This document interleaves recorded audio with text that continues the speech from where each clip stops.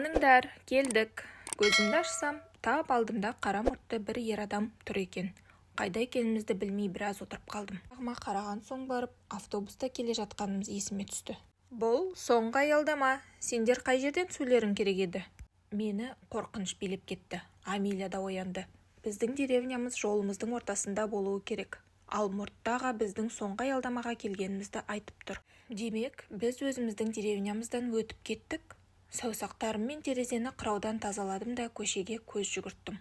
Ол жақта қап-қараңғы. Жүрегім тез-тез соға жөнелді. Сендер қай деревнядансыңдар? Деп жүргізуші сұрақ қойды.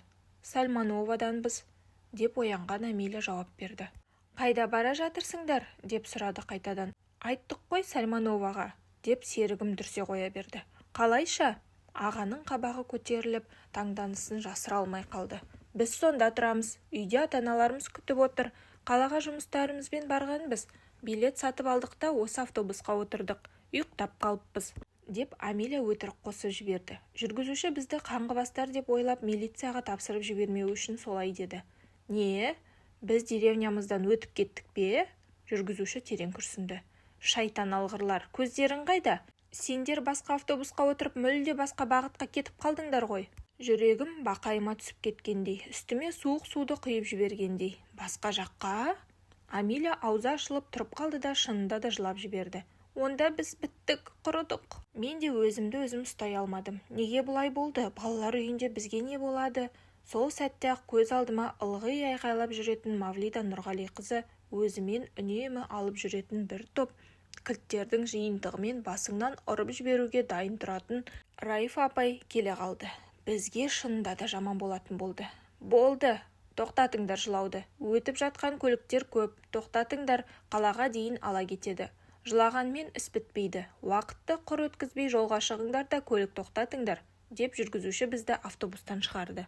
Менің батыл серігімді біреу ауыстырып қойғандай. Тоқтаусыз жылап, менің одан сайын зәремді алды. Раифа апай бізге не істейді? Ильяс, қайтеміз, неге үндемейсің? Деп мені жыла дегендей бүйірімнен түртіп қояды. Уақытты босқа өткізбейіңдер. Мен гаражға асығып тұрмын. Ей, сендерге айтып тұрмын.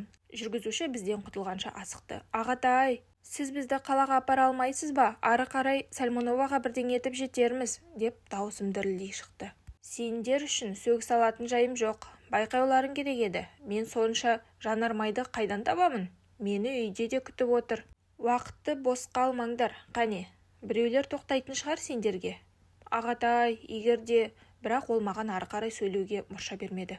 Түсініңдер мені, жүре алмаймын мен.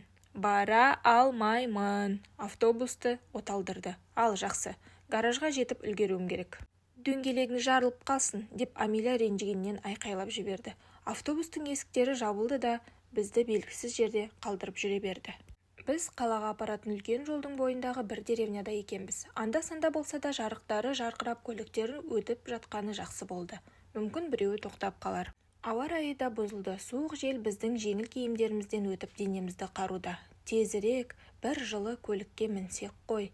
Өтіп жатқан көліктерге біз ұзақ уақыт қол көтеріп тұрдық. Бірақ ешқайсысы тоқтамады. Балалар үйінің жұқа қолбақтарынан қолдарымыздың қатып қалғаны соншалықты саусақтарымызды да сезбей қалдық. Аяғымыз да қатып қалды. Біз орнымызда тұрып секіру арқылы жылынуға тырыстық. Жанымыздан өткен көліктердің бірі де тоқтамады. Ильяс, қалаға қарай жолмен ақырындап жүре берейік.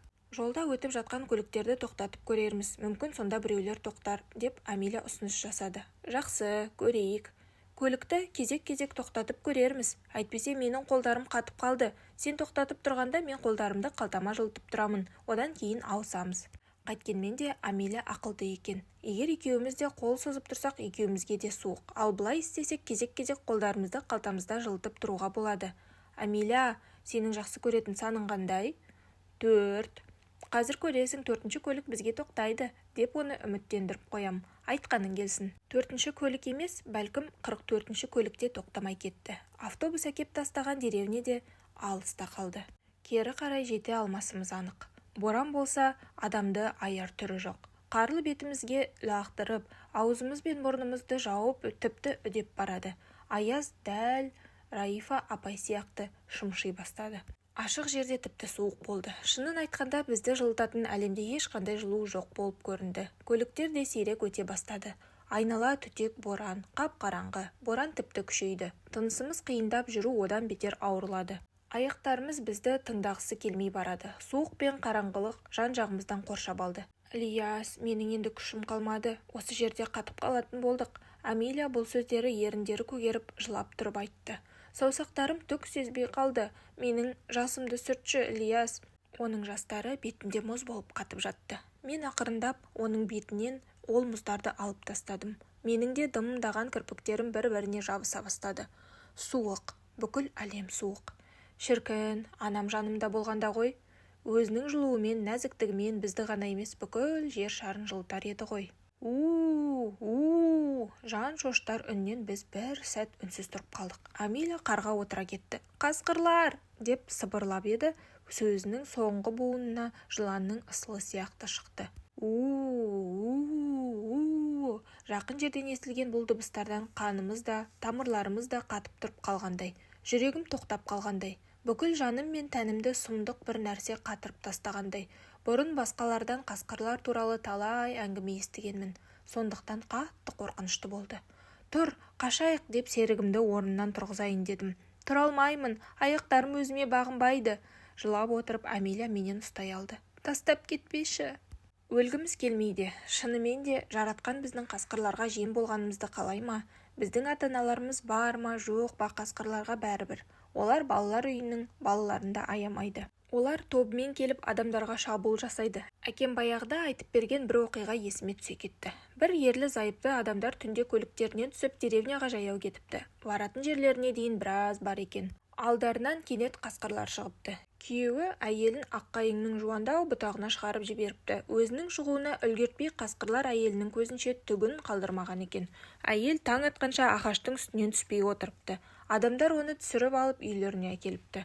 Көз алдында болған қайғыдан оның шашы сол түнде ағарып кеткен екен.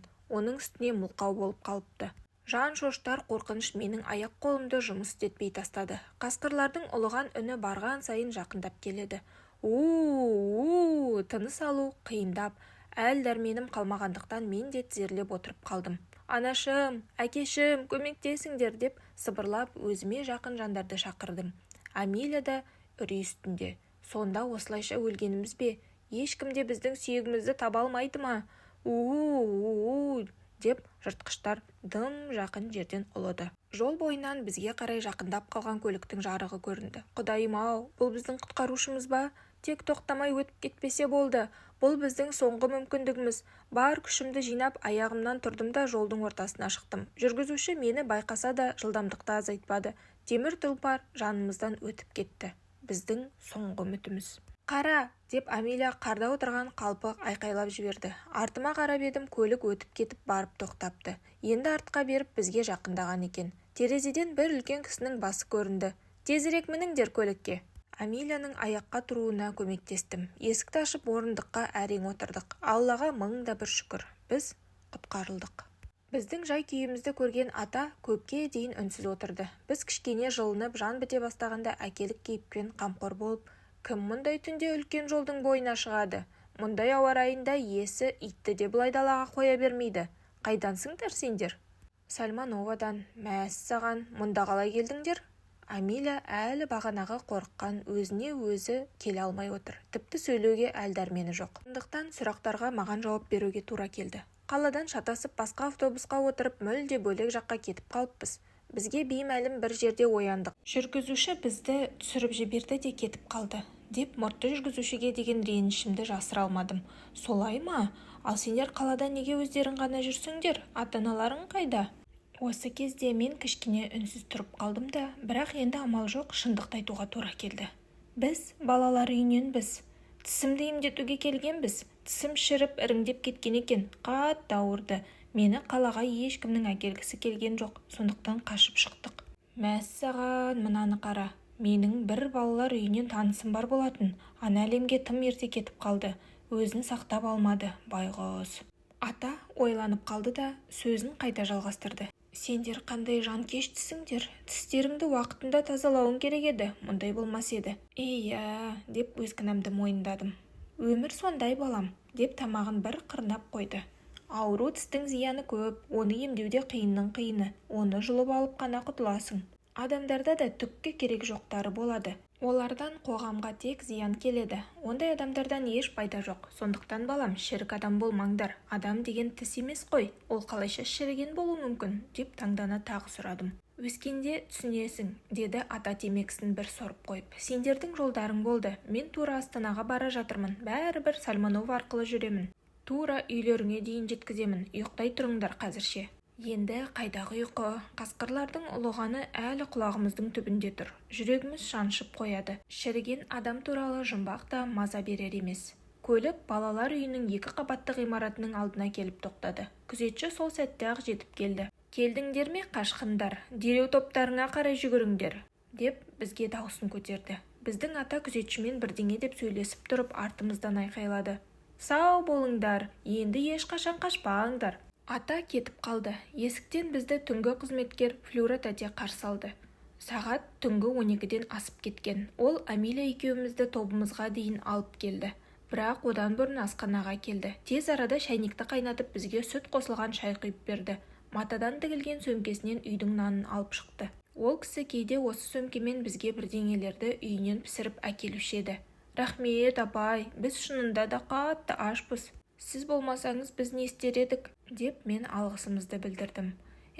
Барлық тәрбиешілер осындай мейірімді болғанда ғой, деп Амилия да қосып қойды. Таңертеңнен нәр татпадық. Тәрбиеші Раифа сендердің тамақтарыңды басқа балаларға берді. Қашқындар онсыз да күн көреді деді. Жеңдер, ұялмаңдар, деп нанды бізге қарай жақындатып қойды. Сендер мектептен оралмаған соң Мавлида Нұрғали қызы шу шығарды. Бір жаққа телефон шалды.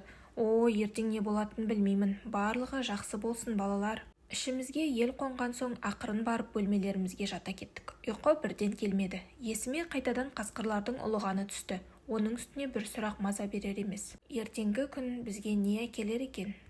Түскі астан соң бәріне мәжіліс залында жиналсын деген тапсырма келді. Барлық 5 топ сол жерге бағыт алды. Бірінің бірі итермелеп балалар көңілді сөйлесіп келеді. Жақсы қойылым болады. Тезірек орын алу керек. Ал не болады екен? Білмеймін, ешқандай мереке жоқ сияқты. Ал мені ол жерге мүлде тартпайды. Не болатынын ойша елестетіп қоямын. Амилия да өз бөлмесінен шығар емес. Мектепте Әлия әпкеме қалай қашып кеткенімізді, қайда балғанымызды, басымыздан кешкендерді асықпай айтып бергенмін. Ол ұрысқан жоқ. Менің аурудан қалай қиналғанымды өз көзіммен көрген болатын. Жауап беруге тура келеді. Залға жүр, деді ол маған. Бармаймын. Қашып кеткеніміз үшін ұрсады. Ал менің барлығының алдында қызарақтап тұрғым келмейді. Бірақ сендерсіз бәрібір басталмайды, деп Әлия көндіргісі келді. Жүр, әйтпесе маған да қиын болады. Сен сондай қызықсың, әпке. Туған бауырыңды сол жерге баруға мәжбүрлеп тұрсың. Түсінбеймін сені. Мен айттым ғой, бармаймын, деп от алып кеттім. Сонсыз да барлығы таңертеңнен бері Амилия екеумізге жаман көзбен қарап жүр. Бізге қарап күліп, қашқындар деп мазақтап жүр. Осы кезде бөлмеге Раифа апай жүгіріп кірді. Қараңдар шымналарды, қай жерге жасырынғандарын, тез арада залға барыңдар, деп түкіргін шаша айқайлады. Әпкеме қарап тұрып тағы жалғастырды. Сен бауырыңды жақтап тұрсың ба? Ештеңе етпес, мен көрсетемін сендерге. Не қарап тұрсыңдар? Барыңдар. Дәл сондай күймен ол Амилияның бөлмесіне де кіріп барды. Ол жерде шу шықты. Аздан соң ол менің сыныптасымның басынан ұрған күйі сыртқа алып шықты. Әпкем, мен, Амилия үшеуміздің тәрбиешінің соңынан құр сүлдеріміз кетіп бара жатты. Мәжіліс залына кіргенімізше басыма қандай ойлар кіріп шықпады дейсің. Бізді күтіп тұрған жаза маза берер емес. Бәріне дайын болдым. Залдың іші толыпты. Балалар да, тәрбиешілер де басталуын тағатсыздана күтіп отыр. Залға кіре салып мен бос орын іздеп жан-жағыма қарай бастадым. Әне, анау жерде 3 бос орын бар екен, жүріңіздер, деп әпкеме ұсыныс тастадым. Қайда? Сен бүгін құрметті орындасың, деп Раифа апай менің қолымнан ұстап алды да сахнаға қарай алып шықты. Амилия біздің соңымыздан ерді. Әпкем бағанағы бос орындардың біріне отырды. Балалар үйінің директоры Мавлида Нұрғали қызы бірінші қатарда отырды. Бізді көре сала түр-түсі бірден өзгеріп кетті. Бейне бір ежелгі жауын көргендей болды. Бізді сахнаның ортасына әкеліп отырғызған соң, Раифа апай өзін жеңімпаз сияқты сезінді. Енді ше, сондай маңызды жұмысты атқарды ғой. Мәне, деп бастады кекесінмен. Қашқын мырзалар келді. Бұлар ерекше жандар, арнайы шақыртуды күткен. Барлығы қарқылдай күлді. Тек Алия ғана қызарып кетті. Жылап кетпеу үшін ернін қатты тістеп отырды. Ал, қане, айтыңдар, қашуды кім ұйымдастырды, кімнің ойына келді, қалаға неге бардыңдар, тыңдап тұрмыз, деп тәрбиеші сұрақтардың астына алды. Екеуміз де түк те айтпаған соң Райфа апай одан сайын ашуланды. Ол өзін-өзі ұстай алмай маған жетіп келді де құлағымнан ұстап алды. Айт қане, қой сияқты неғып үндемей тұрсың? Маған ауру сезімі қатты білінгенмен де түк болмағандай тұра беруге тырыстым. Енді ол Амелияны сілкілей бастады. Ал сен ше, шайтан алғыр, неге үндемейсің? Уақытты созба, айт. Бізді Райфа апай қалай қинаса да ешбір сөз айтпадық. Мавлида Нұрғалиқызы да бір орында отыра алмады. Нық-нық басып сахнаға шықты. Оның түрі, енді менің кезегім, мен жақындасам болды, бұлар бірден сайрап кетеді деп тұрғандай. Үндемейміз деп келісіп алғансыңдар ма? Деп директор ренішті жүзін менен Амелияға қарай бұрды. Жақсы, мен сендер сияқтылармен бірінші рет ұшырасып тұрған жоқпын. Колонияға жіберемін. Бірден барлық шындықты айтып бергілерім келмеді. Колония деген сөзден жүрегім тоқтап қала жаздады. Жоқ, бұлар барлығын білмей тынышталмайды. Бірақ кім бастайды сөйлеуді? Ойлап тұрсам, Амелияның ешқандай кінәсі жоқ. Ол тек маған көмектесті. Ал мен не үшін зардап шегуім керек? Жоқ, не болса ол болсын. Барлығын өзі айтып беруім керек деп шештім. Қараңдаршы мыналарды, директорды да елейтін түрлері жоқ, деп отқа май шаша түсіп Райфа апай көрермендерге қарады. Онда колонияға кетуді қалап тұрсыңдар ғой. Мавлида Нұрғалиқызы ертегідегі арам жыландай бізді арбап сөйлетуге тырысты. Директордың сөздері жанымды суықпен тоңдырып, қашуымыздың себебін айтуға мәжбүр етті. Апай, бізді ешқайда жіберудің қажеті жоқ. Мен айтамын бәрін. Даусымдағы діріл менің қорқып тұрғанымды білдіріп қойды. Өте жақсы, қане, айт бәрін, деп директор менің сөйлеген кейпімді қостай түсті. Тісімнің ауырғанына тағатым қалмаған соң қалаға өзім баруға бекіндім. Бірақ қаланы мен онша білмеймін. Амелияға өтініш айтуыма тура келді. Ол менің жаныма еруге келісім берді. Тісімді жұлғызған соң автобекетке келдік те автобусқа шатасып мініп, басқа бағытқа қарай кетіп қалыппыз. Бізге таныс емес деревнядан бірақ шықтық. Бір мейірімді ата бізді осы жерге әкеп тастады. Тағы да сол тіс. Сен не, 1-2 күн күте алмадың ба? Еркелетіп алыппын сендерді. Бәрі бірдеңе талап етеді. Талап етуді тым жиілетіп алған жоқсыңдар ма? Сендер 100 адамсыңдар, мен біреумін. Мавлида апай одан сайын өрши түсті. Сенен сұрап тұрмын, Ілияс, сен не, тісің ауырғаннан өліп кетер ме едің? Енді қатты ауырды ғой, шыдау өте қиын болды. Амелия да үндемей тұра алмады. Үлкендердің бізді кінәлап жатқанына, ал өз кінәларын сезінбегеніне жаны күйдіккеннен шабуылға көшті. Мавлида Нұрғалиқызы, сіз тіс ауруынан адам өлмейді деп айтасыз. Ал екінші топтағы баланың бүкіл бетін кескілеп тастады. Оны да уақытында ешкім тіс дәрігеріне апарғысы келген жоқ қой. Тоқтат, деп айқайлады директор. Қарашы, менімен айтысып тұрғанын сүмелек. Ұмытпа сен кім екеніңді. Директормен дауласып қояды ғой бұл. Райфа апай да сөз қосып қоятын мүмкіндікті қалт жібермеді. Не деп тұрсың сен? Бастықсымақ, ақымақ. Сен тіпті үй жұмысында өзің жасай алмайсың. Ылғи Ілияс көмектеседі. Сен оған алғысыңды білдірмек болып қалаға апармақ болғансың ғой, ақымақ. Апай, адамды олай қорлауға болмайды ғой. Барлығы 5-пен оқып кете алмайды. Мен анау бала сияқты Ілиястың да тыртық-тыртық болып жүргенін қаламадым. О, қандай жаңашыр. Сен енді мен үшін шешім шығаратын болғансың ба? Су мұрын. Қане, онда сені балалар үйінің директоры етіп тағайындайық. Барлығын тамақтандыр, киіндір. Мавлида апай өзін-өзі ұстай алмады. Мавлида Нұрғалиқызы, түрмеде отырған әйелдің қызынан басқа не күтуге болады? Амелияның бізге қандай отбасына келгенін барлығы жақсы біледі, деп Райфа апай да директордан қалыспай жанды жерін ауыртып қалғысы келді. Менің анама тиіспеңдер. Қызарып кеткен сыныптасымның көздерінен жас шығып кетті.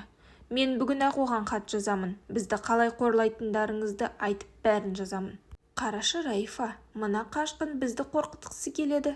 Баяғыдан белгілі, қасқырды қанша асырасаң да орманға қарап ұлиды. Егер сенің анаң дұрыс адам болғанда, адам өлтіріп түрмеде отырмас еді. Сені үйіңнен алып кеткенімізде тіпті нанға да зар болып отырған едіңдер. Бар байлықтарың бос бөтелкелер, ұмытпа, сенің бүрге биттеріңнің қандай болғанын, киімнің орнына қандай шоқпыттарды киіп жүргеніңді де есің ал, жетеді ме? Әлде тағы есіңе түсірейік пе? Өтірік айтпаңыздар, менде бүрге биттер болмады. Мен біздің қашуымыз осыншалықты тереңдеп кетеді деп ойламадым. Директор өзіне шақыртып ұрсып жазалайды, сонымен бітеді ғой деп ойлаған едім.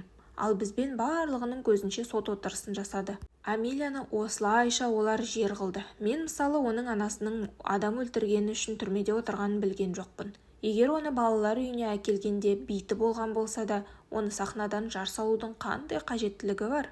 Амелияны да өзімді де қатты аяп кеттім. Балалар үйінің барлық жандарының көзінше сағымызды сындырып тастады. Енді болжаудың да қажеті жоқ. Жазалайды бізді аямай. Бәрі менің кесірімнен болды. Мен бәрінен кешірім сұраймын деп кінәмді мойындауға шешім қабылдадым. Енді ешқашанда қашпайтын боламын. Бәріне мен ғана кінәлімін. Өтінемін, Амелияны жазаламаңыздаршы. Қарашы мұның серілігін. Екеуі де кінәлі. Мен сені бірінші күн біліп тұрғаным жоқ. Директор болып тағайындалғанға дейін сендер сияқтылардың талайымен жұмыс істегенмін. Сондықтан бұл жерге балалар қалай келетінін тәуір-ақ білемін. Егер сендердің аналарың дұрыс адам болғанда, 40 жасында өліп қалмас еді. Спирттік ішімдіктермен дос болған ғой шамасы. Артынан әкелерің де қайтыс болды. Жақсы адамдар ұзақ жасайды. Оның үстіне соңдарынан қаншама бала қалдырды, мемлекетке масыл етіп. Біздің анамыз ондай болған жоқ. Бұл айқайдан мен салбырап кеткен басымды түк көтеріп алып қарасам, әпкем Әлия екен. Көзінің жасын сүртіп тұрып, ол ата-анамыздың неден қайтыс болғанын айта бастады. Кіші топтағы балалардың арасында отырған Зүлфира да жылай бастады. Егер білгілеріңіз келсе, анамыздың төсбелгісі де болатын. Егер ол тірі болғанда ғой. Директор Алияның сөзін аяқтатпай бөліп жіберді. Жетеді. Біз сендердің шешелеріңді мақтау үшін жиналып отырған жоқпыз. Бұрыннан білеміз, сендер кімдердің балалар екендеріңді. Балалар, бір нәрсені есте сақтаңдар. Кім қашады немесе тәртіп бұзады, бастарыңнан сипамаймыз. Қайталаймын, естеріңге жақсы сақтап алыңдар. Амелия мен Ильясқа жаза. Бір ай бойы ешқайда серуенге шықпайды. Тек мектепке барып қайтады. Бұл ең жеңіл жаза. Кішкене жеңіл деп қалдым. Демек, директор бізді колонияға жібермейтін болды. Былтырғы жылы бір баланы сонда жібергендіктен бізге де осындай қауіп төнген еді. Мавлида Нұрғалиқызы жалғастырды. Кейінгі кезде тым беттеріңмен кеттіңдер. Кейбіреулеріңді орнына қою керек екен. Бізде бұрын үлкендер кішілердің тәртібіне қараушы еді. Бұл жұмыс босаңсыған екен. Ол біреуді іздегендей көзімен отырған балалар жаққа қарады. Даян осында ма? Қане көрінші. Орнынан бойы ұзын, қолдарын қалтасына салған бір жасөспірім тұрды. Беті секпіл-секпіл, ылғи ұйпа-тұйпа болып жүретін. Даян менен 4 жас үлкен. Бірақ солай бола тұра бізден бір-ақ сынып жоғары оқиды. Тәрбиешілер де, басқа қызметкерлер де онымен ортақ тіл табысады. Басқаларға шаш өсіруге болмайды, ал оған болады. Бірдеңе болса болды, Даян. Оның еркеліктеріне директордың өзі де кешіріммен қарайды. Даян үшін киімдерді де бөлек сатып алады. Ендіше ол балалар үйінде атаман. Оның алдында тәрбиешілерді тыңдамайтындар да қаздай тізіліп жүреді. Барлығы үшін ол Даян ағай. Тыңдап тұрмын сізді, Мавлида Нұрғалиқызы. Ол өзін қалай маңызды сезінеді. Ендіше директордың сенімді адамы. Оның киімдері де басқалардан ерекшеленіп тұрады. Бізді бірдей киімдермен киіндірсе, оның киімдері тіпті басқа. Даян, не бұл? Деп сұрады директор. Бізді саусағымен көрсетіп, жігітім тәртіп нашар болып тұр. Қалай ма? Қалаға қарай қашады. Тәртіпте, режимде жоқ. Мені көздеріне делмейді. Бұлай болмайды. Қане, мына балалармен дұрыстап сөйлес. Әйтпесе беттерімен кетті. Түсіндім, деп Даян басын изеді. Мавлида Нұрғалиқызы сахнадан түсті де аяқ киіммен тықылдата басып шығар есікке қарай беттеді.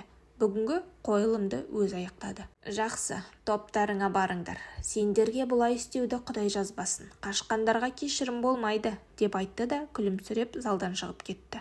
Балалар өздерінің бөлмелеріне қарай жүгірді. Кішкентайларға қызық керек, директордың сөздерін қайталап жатыр.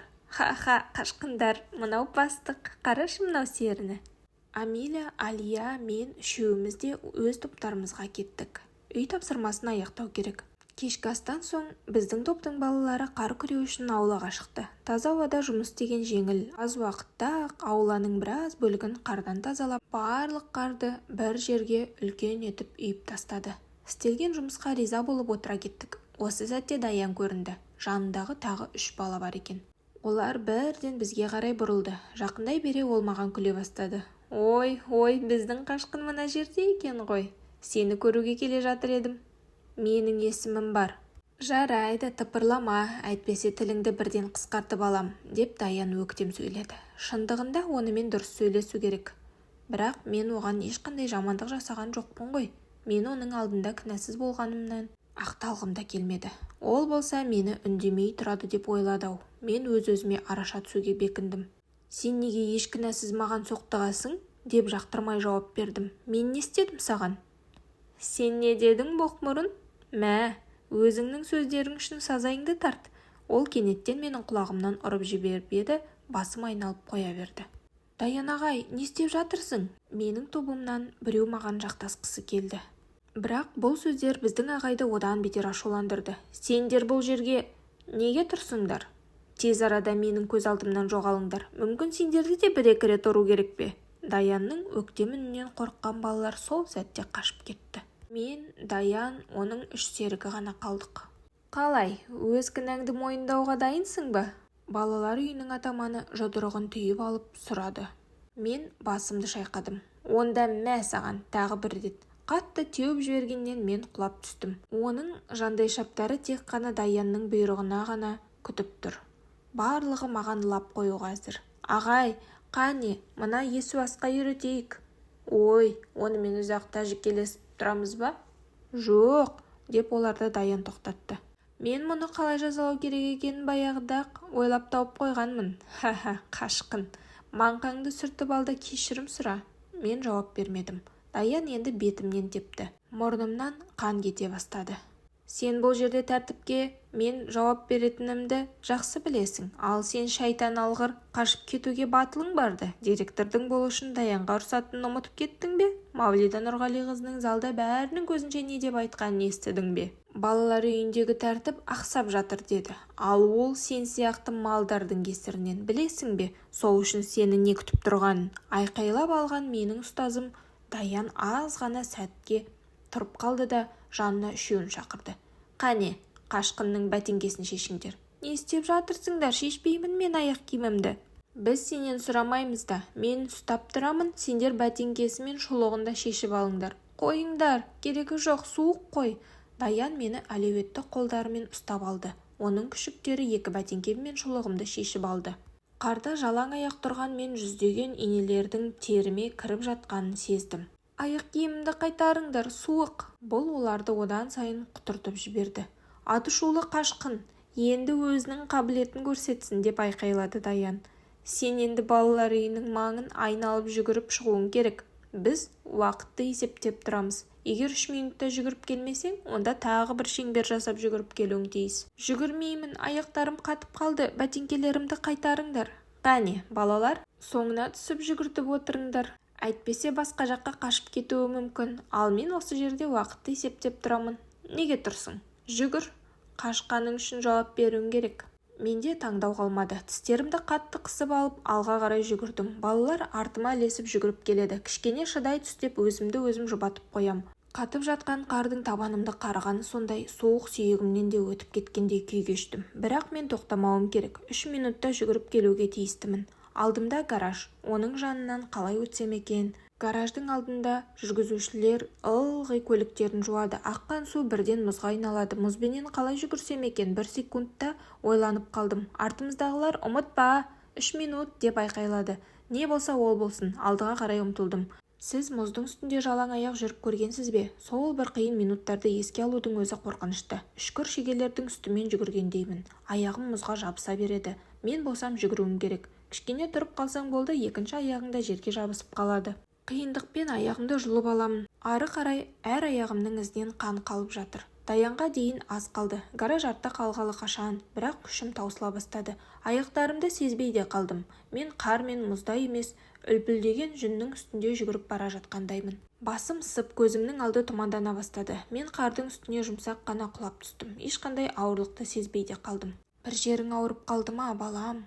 Анашым, сені қатты сағындым ғой. Неге сен бізді тастап кеттің? Сенсіз сондай қиын бізге. Өзіңе өзің кел, ұлым. Сендердің жандарыңда бола алмағаным маған да қиын. Маған бүгін ауыр күн болды. Тірі болғанымда ешкімнің ренжітуіне жол бермес едім. Қайтсем екен, құдайым-ау. Аяқтарың қатты ауырып тұрма, ұлым? Жоқ анашым, ауырмайды. Маған қардың үстінде емес, жып-жылы жүннің үстімен жүгірген сияқтымын. Ол жүн емес, балам, менің алақаным болатын. Мен жаныңда жүгіріп келе жатып табаныңның астына алақандарымды қойып отырдым. Сен қатты қиналмасын деп солай істедім. Рахмет, анашым, мен сені қатты жақсы көремін. Бізді бұл жақтан алып кетші, өтінемін. Қолымнан келмейді құлыншағым, бірақ мен ылғи сендердің жандарындамын. Қолымнан келгенше сендерді ары қарай қорғауға тырысамын. Сендерден сұрайтыным мен сендер үшін ұялып қызармайтындай. Ешқандай жаман іс істемей жүріңдерші. Қош бол ұлым, ұмытпа, мен ылғи қасыңдамын. Сөйтсем, анам менің түсіме кірген екен. Медпункттің төсегінде ояндым. Жанымда медбике Саида апай, бірнеше тәрбиеші, тіпті директор тұр екен. О, сен бізді қорқыттың ғой, Ілияс. Мавлида Нұрғалиқызы күлімдей бастады. Жолдасымен мұнша аяусыз іс істеуге Даянға кім рұқсат берді екен? Көресің, мен оны міндетті түрде жазалайтын боламын. Аяқтарың қатты ауырып жатыр ма? Көзімнен ірі-ірі жас тамшылары ағып кетті, бірақ директордың сұрағына жауап бергім келмеді. Ештеңе етпейді, деді медбике. Егер далада енді біраз қалғанда тіпті қиын болар еді. Аяқтарыңды спиртпен сүртіп, қыздыратын жақпа жағып қойдық. Жауап директорды кішкене тыныштандырды, бірақ болған іске өзінің қатысы болғанын да сезді. Сондықтан оны қамқорсыған кейіп танытып жуып шайғысы келді.